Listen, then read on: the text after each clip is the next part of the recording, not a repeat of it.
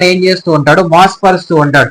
ఈ దుష్టుడు ఏం చేస్తాడంటే దేవునికి దూరం చేస్తూ ఉంటాడు. కాబట్టి మనం ఏం చేయాలనంటే, మనము ప్రతి ఒక్కదానికి సహించుకొని, ప్రతి శ్రమకు, వేదనకు, కరువుకు, ప్రతి ఒక్క పరిస్థితిని మనం ఏం చేయాలంటే వీటన్నిటికీ సహిస్తే ఖచ్చితంగా దేవుని రాకడలో మనం అందరం కూడా ఎత్తబడతాము. హల్లెలూయా. దేవుడు నిన్ను నన్ను ఆయన పరలోక రాజ్యం, ఆయన కుడిపార్శ్వమును చూడటకు ఆయన ఆశ కలిగి, ఆయన తన కుమారుని లోకాలను ఎంతో ప్రేమించి ఈ లోకమునకు ఆయన పంపించి మన కొరకు, మన పాపముల, మన శాపముల కొరకు మరణించి తిరిగి లేచి మళ్ళీ ఆయన ఏం చేస్తున్నాడు, మనకు రక్షణ భాగ్యమునిచ్చి ఇప్పుడు మళ్ళీ వచ్చి ఆయన మనల్ని ఎక్కడికి తీసుకెళ్తాడు? ఆ ఉన్నతమైన స్థితి, మరీ శ్రేష్టమైన దేశము, మరీ శ్రేష్టమైన రాజ్యంలోనికి, పరలోక రాజ్యంలోనికి ఆయన తీసుకెళ్ళటకు మనల్ని ఆయన తీసుకెళ్ళటకు రాబోతూ ఉన్నాడు. అయితే నువ్వు అంతము వరకు నువ్వేం చేయాలి?